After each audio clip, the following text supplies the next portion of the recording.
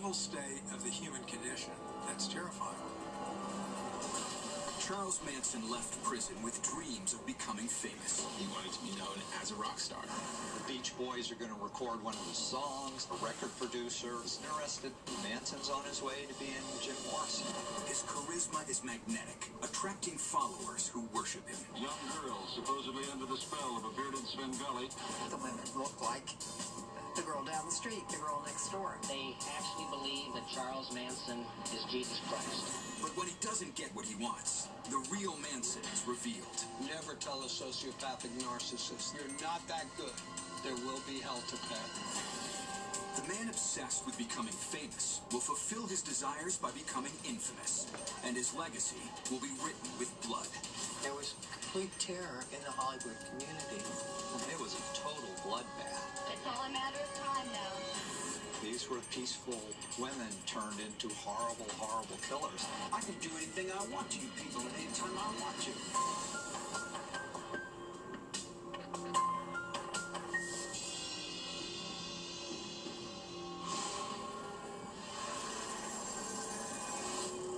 August 9th, 1969. A mass murder of unspeakable horror occurs at an upscale Hollywood home. Shockingly, 3 of the killers are young and female. But the bloody crime is masterminded by the embodiment of evil. A bearded psychopath named Charles Manson. It's so abstract that someone has to carry insanity. Someone's got to be insane. Someone's got to be the bad guy.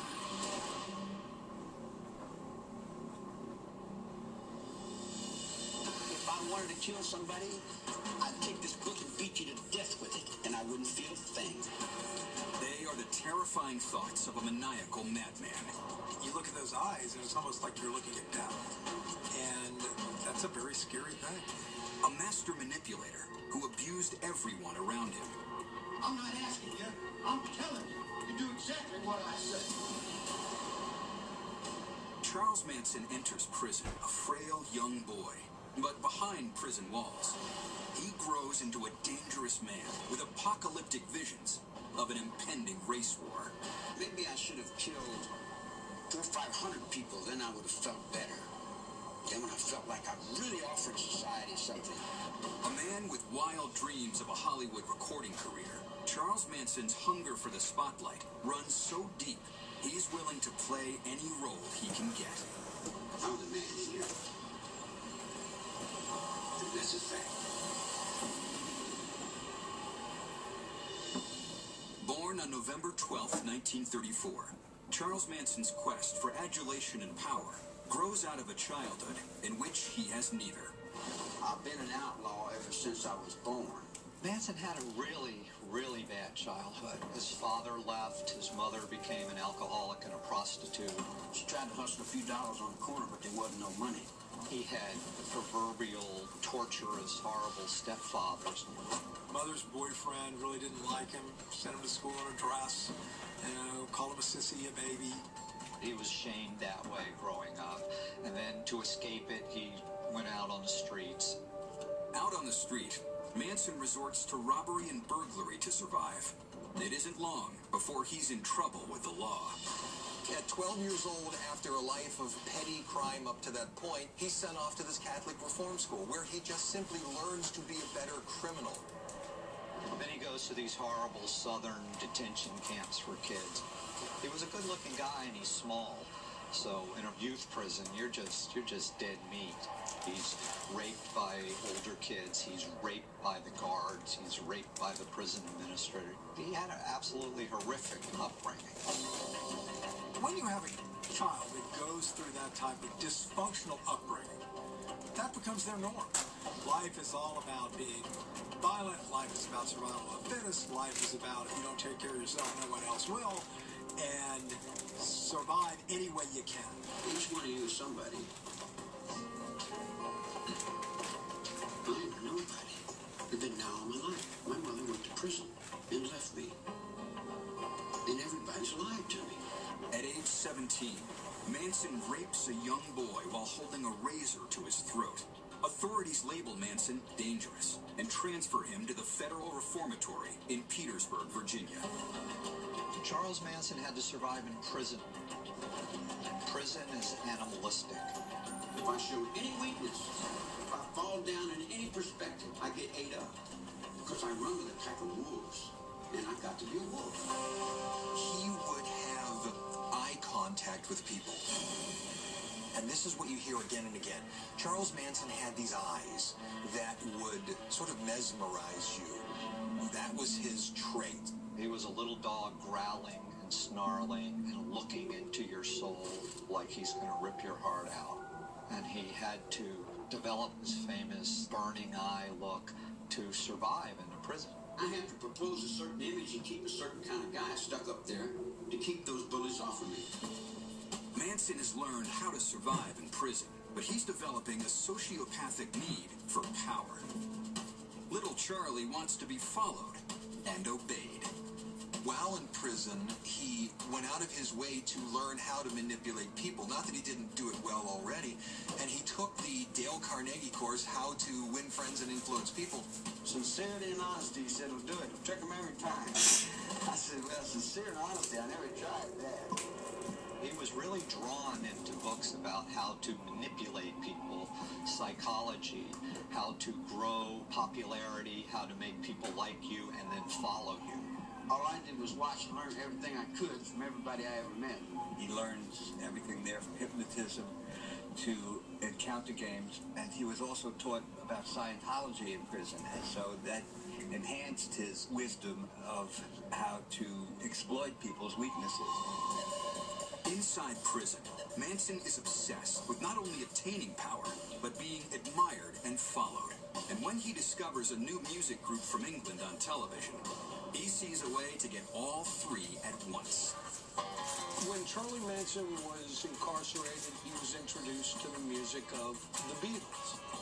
And that so inspired him, he started fashioning himself as some sort of budding singer-songwriter.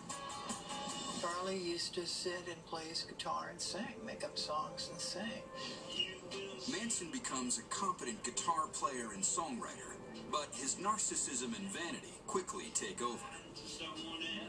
The convict places himself on par with the biggest musical group in the world.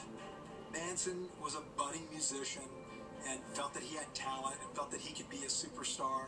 So it's not surprising that he focused in on probably the biggest music act of the day, the Beatles. But at the end of the day, this is a psychotic brain latching on to something which has no rational basis in any type of thought. He felt like he would be, the troubadour to the world. Grandiose dreams of stardom fill Manson's head. He intends to do whatever it takes to achieve it. He meets a guy in prison called Phil Kaufman. Phil Kaufman, you might know, is going to be the person who will be in charge of Graham Parsons and Graham Parsons' bands, the Flying Burrito Brothers. Kaufman tells him there are people in San Francisco that can listen to his music. 1967, 32-year-old Charles Manson, who has spent more than half his life in the brutal, ruthless environment of prison, is released on parole. He heads to San Francisco during the Summer of Love, ground zero of the hippie movement. I went outside and all these little kids got a hold of me and said, "We want to stop the Vietnam War and we want to do this." What? War? I don't know what's happening. I sweep the floor in the kitchen, go out and play handball. He comes out in this world where it's hippies, it's peace and love. It's the most fascinating thing about that is he's homeless. And homelessness was cool. The hippies in San Francisco and Haight-Ashbury, they were homeless. You have in the 1960s a widespread countercultural move to think outside the norm, to dream and envision different models of society. It hadn't become mainstream, but it certainly became part of the zeitgeist at the time. And Manson fit right in there, of course. For Manson, schooled in the art of mind control and manipulation, San Francisco is a target-rich environment. And as if out of the rock star playbook, Manson, now recording and performing music, starts to build his groupie following. He finds he's able to manipulate this hippie culture, and he didn't consider himself a hippie. I was a beatnik in the 50s before the hippies came along. He claims he's a beatnik. Now, we may not make much of a differentiation between the two words, but he certainly did. I don't think he saw himself as a hippie because I think he saw the hippies as his prey. The San Francisco culture to him was just simply ripe for those that would keep him supported and those that would worship him, if you will. Charles Manson was a classic cult leader. He had the charisma.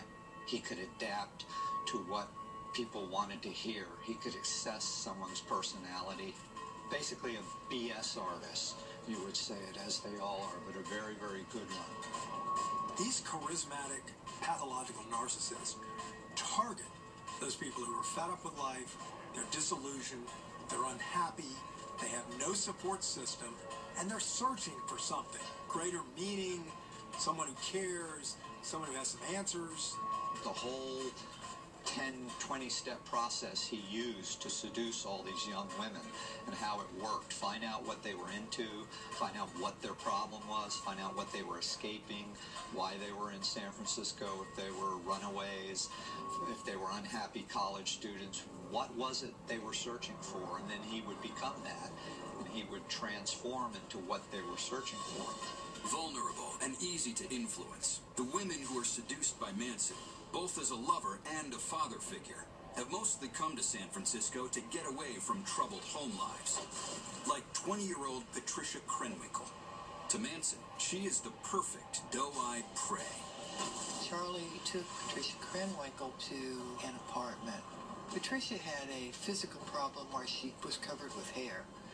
And she said that he took her to the full-length mirror and he had her take off all of her clothes. And he said, "Isn't that the most beautiful thing you've ever seen?" And he had her hooked. That was it. Manson attracts his followers one by one, seducing them, taking away their inadequacies, their fears, and ultimately, their control. All they had was the belonging to the group, to the cult. That's how they defined themselves. And the more and more bizarre the rules got, well, you've only got the group members to talk it over with, and everyone believes the same thing, and everyone is embracing the same concept. These were just totally naive children. So he figured out a way to get them, to manipulate them, to kind of worship him, and to kind of view him as a leader, as a father figure, and ultimately as a god. For Manson, he's achieved his first step to fame. But beneath his charismatic exterior is a brutal monster, hungry for more. Never tell a sociopathic narcissist, "You're not that good. There will be hell to pay." I think when that started falling apart, drugs started to take over, and I think he kind of snapped. 1967. As the summer of love winds down, Charles Manson and the group of women he dubs Charlie's Girls head to Los Angeles to fulfill his destiny. He's convinced the young women that he's a leader, someone to be followed and obeyed. But he needs to prove to the world that he's a star. If you wanted to become a rock star in the 1960s, San Francisco was great, but everybody secretly knew that to really get the money, you had to come down to Los Angeles. In his head, he had an album's worth of songs, so now the goal was to go to Hollywood and become a famous rock star. And he rides out there, and he's got this bus, and he's got all these beautiful women, and he's got something that the celebrities who have already made it don't even have. With his brood in tow, Manson immerses himself into the Hollywood music scene. You have to remember the time. Everybody was a hippie. Everybody had long hair. Everybody played a guitar. And that's how Charlie met these people. And it was very easy to do. That's what Hollywood and West Hollywood was all about then. You went to the Whiskey, you went to the Troubadour, you went to one of the folk clubs on Sunset, and he had this kind of personality which would get him noticed, which would get him to be able to, sidle up to one of these people at a bar. When Neil Young met Charlie Manson, he really took to him. He really thought there was some talent there. Charlie thought Jim Morrison was a good guy. Mama Cass was one of his best friends. So he lived in that world. He was like one of those people. Manson uses his charisma to make friends and influence people. Working the circuit, Manson continues his pursuit of fame. But his biggest break comes as a result of blind luck. Dennis Wilson picked up two of Manson's prettiest girls hitchhiking.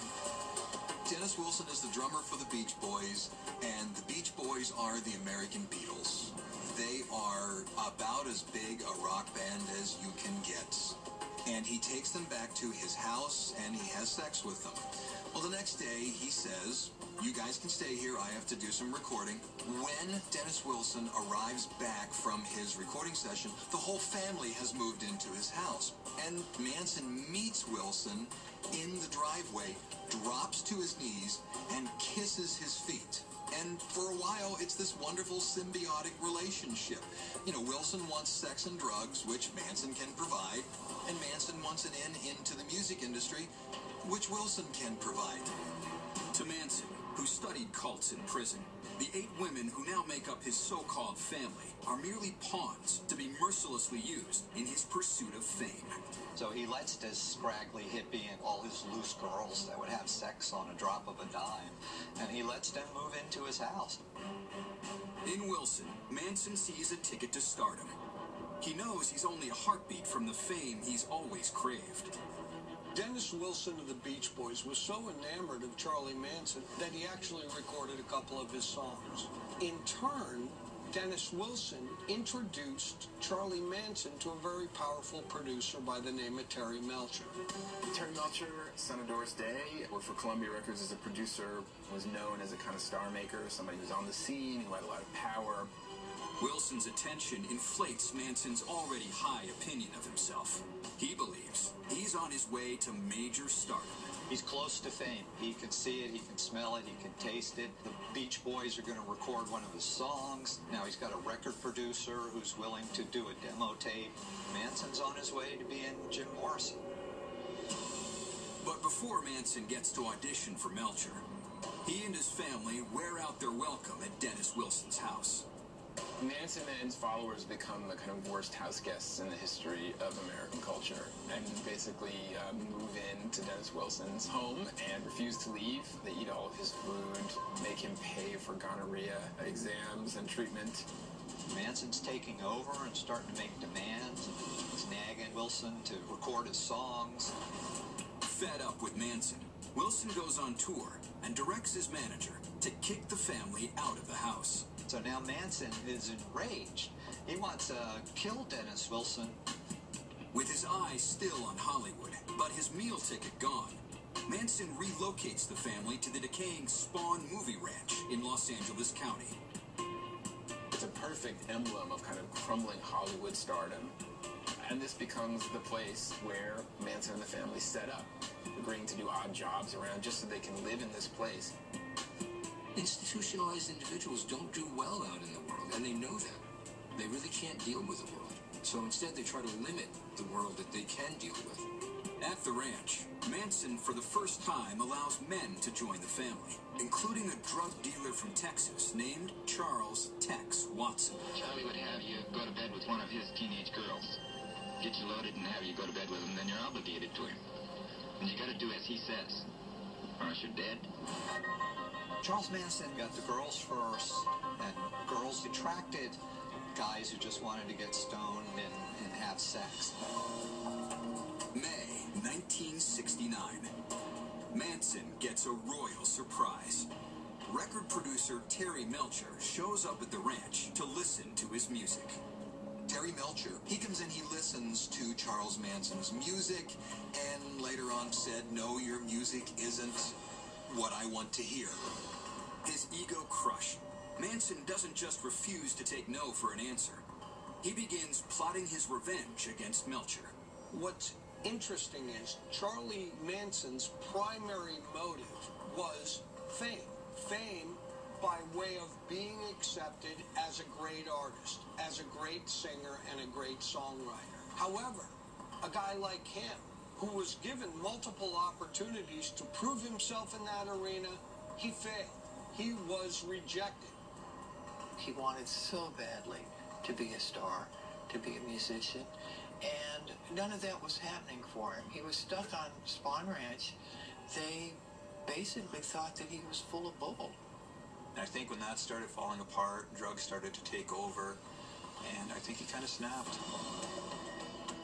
Angry and bitter, a drug-fueled Manson and the family retreat to the Mojave Desert. His identity and vanity crushed beneath the weight of rejection. It's clear that going out to the desert for an extended period of time and subjecting himself to the conditions of cold and heat, it kind of fueled the spinning out of his thought process. Charles Manson is psychotic. Charles Manson has had a break from reality. November 1968, the Beatles release an LP called The White Album. The record profoundly impacts Manson. While sitting around a campfire, Manson tells members of the family, now numbering more than 24, of a recurring vision. He takes the song Helter Skelter on the White Album and hears it for more than it is. Helter Skelter technically is a carnival ride. It also is a phrase in the UK that kind of means to make things a little strange, a little weird. But he looked at it beyond that. Manson believes the song Helter Skelter confirms an apocalyptic epiphany he had while in prison. He saw the population in prisons becoming increasingly black, and they would take over a prison. So that was his view of the world, blacks taking over. The black gangs in prisons are the biggest gangs. So he saw that, he feared that. So he believed that a race war was coming between African Americans and whites, that he believed the African Americans would win. And not only would they win, but then he believed in a racist stance that once they won, they couldn't then handle governing themselves. And he would emerge as their Jesus Christ on earth. Manson sells his outlandish vision to the family by keeping them high on psychedelic drugs. When he created this culture of follow me, worship me, he turned people into followers that would do anything for him, including kill. And the killing was to bring about a war in these United States. August 9th, 1969. Manson tells his family it's time to bring about Helter Skelter. He orders them to go to a house on Cielo Drive in the Hollywood Hills and destroy everyone in it. Manson decided to go after that house specifically because that's the house where Terry Melcher lived. And he told the girls before they left to leave something witchy.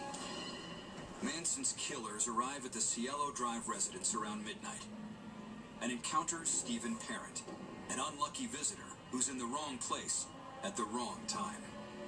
He was getting into his car and he was shot to death right there.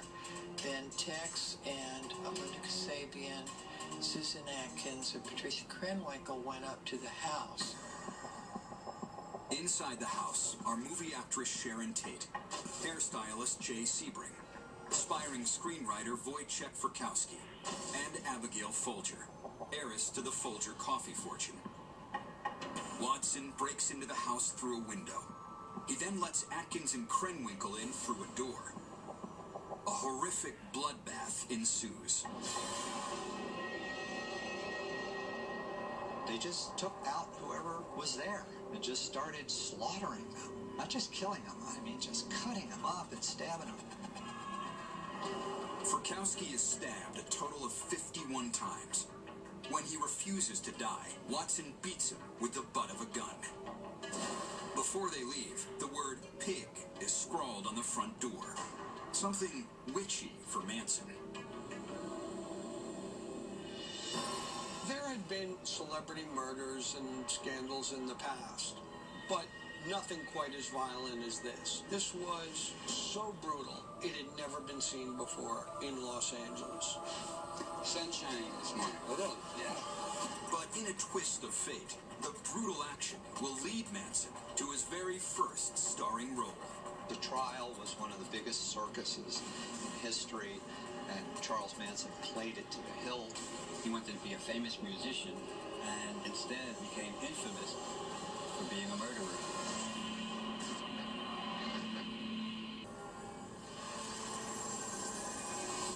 August 9th, 1969.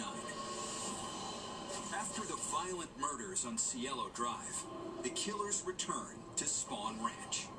After the murders had happened, and they went and found Charlie, and they said, you know, Charlie, this is all what happened. And Charlie, like, did you wipe your prints? Did you do this? And they're like, well, you know, no. They're all bloody. They're telling him stories. And he's like, oh, crap. These kids, they probably left a million clues. So he goes there and tries to clean it up, tries to wipe down fingerprints. Manson also sees his visit to the crime scene as an opportunity to kickstart the race war that he believes will make him the leader of the world. A side benefit of the murders was to try to hang it on the Black Panthers. Hollywood wakes in horror as news of the bloody murders spreads across town. Friday night in Los Angeles, a movie actress and 4 of her friends were murdered. There was a sense of terror in Los Angeles because in the beginning no one knew who committed the murders or why. The circumstances were lurid. People are fearful because they can't predict what might happen next. Well, Hollywood went crazy after Sharon Tate and the others were murdered. People were buying dogs, they were buying guns, they were getting security. There was complete terror in the Hollywood community. The murders scandalized and traumatized the city. The mythical peace and tranquility and mythical promise of Los Angeles in the 1960s was over. But the one thing that hasn't happened is Manson's apocalyptic vision. Manson wanted the race war to start from the Tate murders. When it didn't, when the world didn't go crazy, when Helter Skelter didn't start, he said, you didn't do it right. I will show you how to do it. For Manson, who had been spurned by society and failed to become a rock star, the race war is going to make him the legend Hollywood wouldn't allow. A day after the Tate killings, an unhinged Manson and his followers hit the streets of L.A. with the intention of committing a new set of murders. This time, they plan to leave overwhelmingly obvious clues. What is dramatically sad about the LaBianca murders is there is nothing significant about why they were chosen. Manson searches for a house, and there it was, the LaBianca house. It looked like a good house for a killing. Charlie went in first and told them that they had basically were going to be robbed and that not to worry, they were going to tie him up and everything was going to be fine. Then he sends his psychotic, drugged-out goons in to go butcher them. Lino LaBianca, a supermarket owner, and his wife had both been stabbed to death, repeated stab wounds. And they killed him in a very brutal, savage manner. On his body, the word war had been carved in the chest. And there was a carving fork stuck in his abdomen like, you know, he's done. And war is what Manson hopes the LaBianca murders will unleash. His psychotic vision is written in blood for all to see. And in time, he will be crowned king of the world. Rise was written on the wall. Helter Skelter is misspelled on the refrigerator. Death to pigs, written in blood. But furthermore, they take Leno LaBianca's wallet and they go to a predominantly African-American area and they drop it in the back of a toilet at a service station thinking it's going to be found. Aha, African-American people have done it. And this is even more insipid. They eat watermelon and leave the rinds in the sink, thinking that's going to somehow tip it off. October 1969. Charles Manson and his family, now relocated to the Barker Ranch in Death Valley, are arrested on suspicion of car theft. They go up, they get, the people at the Barker, they find all the people, and Charles Manson is arrested inside of a cabinet. Manson, who left prison with dreams of becoming famous, is now back behind bars. Soon after, police uncover Manson and the family's more insidious crimes. The leader of the hippie clan, Charles Manson, is being returned to Los Angeles today from the desert town where he's been in jail on other charges. When the trial begins, probably in the spring, the state will attempt to prove that he gave the orders to his followers to kill. Charlie and the family were arrested, and it was such a bizarre story, and the murders had been so high profile that the media, including myself, just went crazy. A wandering band of members of a so-called religious cult with a leader they called Jesus has had 3 of its followers arrested. When the deputies raided the camp, some of the women were nude and some wore only bikini bottoms. Young girls, supposedly under the spell of a bearded Svengali, who allegedly masterminded the 7 murders. It was a field day for the press. Police said they were heavy users of drugs. What was fascinating about the women was that they looked like the girl down the street, the girl next door. What do you think of this morning's procedure? I didn't think anything about it. And it was shocking that they seemed to be involved almost in a Manson-type cult. He's saying that the people that have been on the bottom, it's time for them to come to the top. You know, the revolution's on. Manson's control over his family is now on public display. Something else this trial has done is gather together again those members of Manson's family who are not in jail. They dance through the hallways telling all who will listen that the defendants are innocent, and that when the trial is over, they'll all go back to the desert and live off the land. How much more powerful can a person get than one who can, A, take his crazy, bizarre worldview, a view really which is pure evil in nature, and then to get a whole group of followers to all buy into the same thing, and then to go around killing people because of it. So I think we're afraid of pure evil.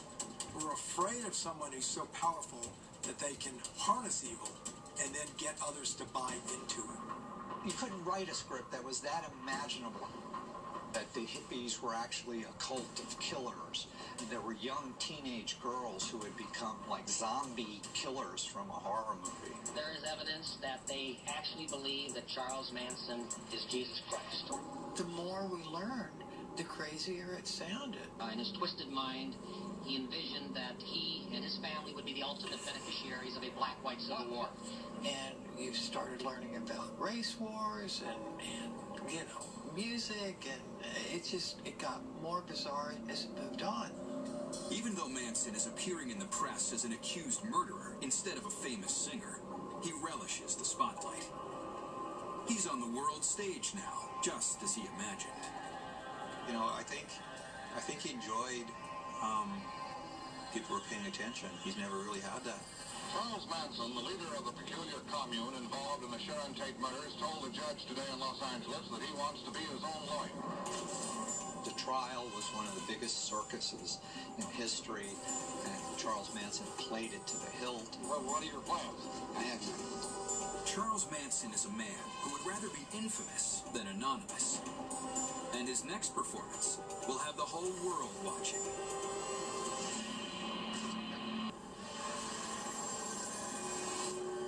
Summer 1970. How you doing, Doc? Good. It's all a play, isn't it? Charles Manson finally has what he's always wanted. Everyone's attention. All my feelings are good. The sound was out this morning. You notice it? America is gripped by a courtroom drama more surreal than any Hollywood film, and the star attraction doesn't disappoint. All the elements are present for one of the most sensational murder trials in American history. 7 people brutally murdered in a glare of Hollywood publicity. It was a crazy trial. There was a story about the trial every day. It was being covered by television. Even though they didn't allow cameras in the courtroom, everybody did interviews outside court then. But I don't think any case in history has received this much pre-trial publicity throughout the world. I think part of what was fascinating about Charles Manson was he was a man out of control. He did not control himself in the courtroom. He did not control himself at any point. He said and did whatever he wanted to, and especially if it was not appropriate to do so. He seemed to revel in that. He was now the most famous criminal in history, and he played to it, and he did his eyes for the cameras, and he played Frankenstein. That was his new role, and he ran with it. Charles Manson takes full advantage of his newfound fame. He produces an album from his prison cell and grants an exclusive interview to Rolling Stone magazine. Making a cover of Rolling Stone? I mean, remember, this is a guy who's a sociopath. He didn't care how he got there.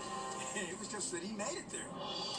I'm sure that he was very pleased by seeing his picture on Rolling Stone. That was ultimately the irony, that he did want to be famous. He wanted to be a famous musician, and instead he became infamous for being a murderer.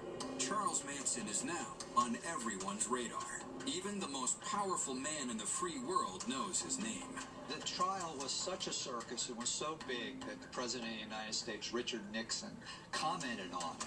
I noted, for example, the coverage of the Charles Manson case when I was in Los Angeles.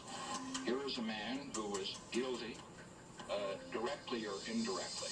They should have called a mistrial by every legal law school leaning ever, but they didn't, because it was Charles Manson, and you can't let him go.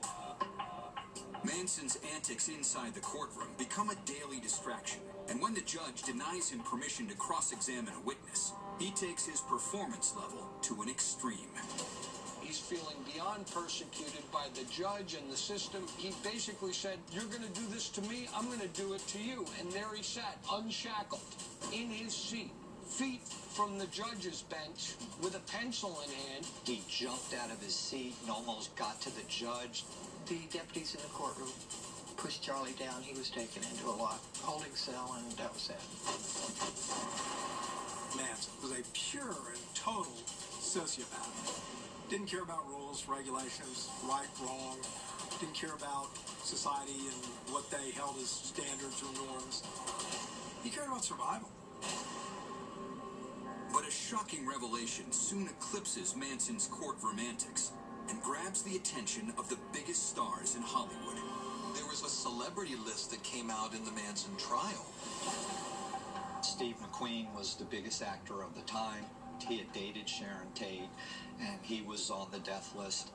McQueen got on the list because his production company apparently said no to a Manson script. He started carrying a gun and was scared to death. There was rampant fear all through Hollywood that there was a war against celebrities. Elizabeth Taylor, Richard Burton, Tom Jones, and Frank Sinatra are also reportedly on the Manson family death list. But for state prosecutor Vincent Bugliosi, the list is only circumstantial evidence, and he has the burden of proof resting on his shoulders. Charlie knows the law. He spent most of his time in prison, so he understands that, he didn't do anything. They got nothing on me. I wasn't even there. He didn't think he was going to get sentenced. He didn't think he was going to jail. They had to establish evidence that Charlie ordered the murders, and they did that through testimony of other family members. And that was testimony of the influence that Manson had over his followers. That's the district attorney. I'm nobody's leader, and I'm nobody's follower. During the trial, his family follows his every command, playing right into the hands of the prosecution. It appears that he has a scab in the form of an X on his forehead in blood that apparently was done with a razor blade. 8 months of one side. The public has heard and nothing else. They've thrown the Constitution in the wastebasket. Manson cuts an X in his forehead stating, I have been X'd out of existence. So all of the people who are his followers, both on trial and outside of the courtroom, cut X's into their foreheads. His disciples were protesting and sitting outside, looking horrific, bald-head women with X's on their forehead. It's all a matter of time now. We know where we're going. Where? To the desert. You can't kill love. It was a horror movie come to life that gripped the entire world. They would crawl up the steps of the courthouse, the brainwash, the mind-F, if you will. Whatever power he had on them carried them straight into their life prison sentences. He was still controlling them, even though they were separated. He felt in certain ways untouchable. And the girls in particular were just not in touch with reality. They were living in a bubble. They were living in their own reality. Charles Manson's need to control and manipulate others proves to be his greatest achievement, but it will lead to his undoing. After 7 months on trial, his one-man show comes to an end. The jury hearing the charges against Charles Manson and 3 girl members of his so-called family brought in its verdict this afternoon. All were found guilty of murder in the first degree. The verdicts were guilty and death. And the media response was, okay, that's what we expected. Manson is burned by the fame he sought his whole life. It was all over the newspapers, and Vince Bugliosi, he was brilliant. The complexity of this trial was just staggering. Proving that, in fact, Manson should be convicted of murder itself, not just conspiracy to commit murder. But even a murder conviction and a date with the gas chamber isn't enough to deter Manson from pursuing fame. Charles Manson has made his way into rock and roll. He's this celebrity criminal now.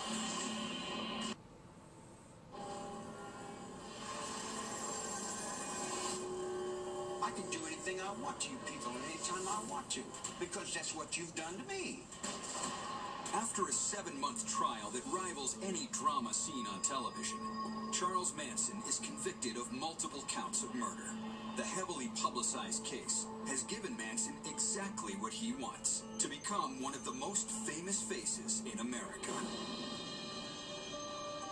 Charles Manson was the first celebrity criminal, and he ended up becoming famous across America because of the evil acts he did.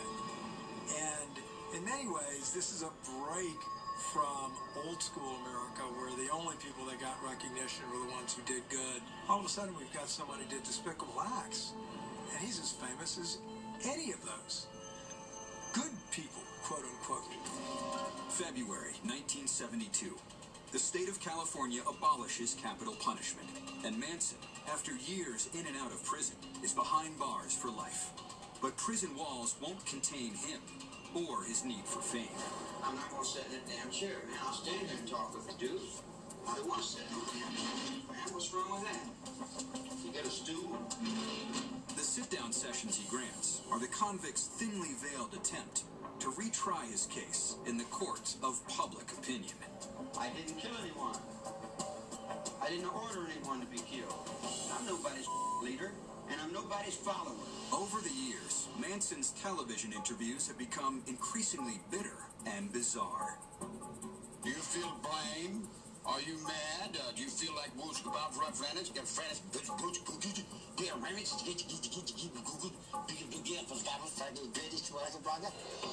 Where there's a camera, Manson sees an opportunity. He's a performer, constantly playing to his audience, giving them what they want. Maybe I should have killed 400 or 500 people, then I would have felt better. Time has masked the grisly horror of the Tate and LaBianca murders, and to some, Charles Manson has come to symbolize a rebellious, anti-authority outlaw. The failed musician's appeal has extended to some of rock and roll's edgier acts. Charles Manson has made his way into rock and roll. Guns N' Roses has recorded one of his songs, Look at Your Game, Girl. Lemonheads recorded one. 9 Inch Nails recorded at Cielo Drive Home. Manson's legacy lives on, and like all great acts, he leaves his audience wanting more. In November of 2013, Manson appears in Rolling Stone magazine for a second time, proving that interest in the cult leader has passed on to a whole new generation. There's a constant fascination with each new generation of people who discover the Manson story. It was very different looking from the way that he once looked. But still, underneath it all, underneath the gray hair, there is that sense of profound danger, and it's hard to look away. Charles Manson is a man whose hunger for fame and power drove him past the breaking point and into the realm of murder. It's an ugly, bloody legacy, one that will never be X'd out of society. If you look at what was driving his actions while in Los Angeles especially, he wanted to be famous, and he wanted to be known as a rock star. I certainly think that Charles Manson is a reminder of what great lengths people will go to become famous, and that the drive for celebrity can become its own disease. If you spit in my face and smack me in the mouth and throw me in solitary confinement for nothing, what do you think's going to happen when I get out of here?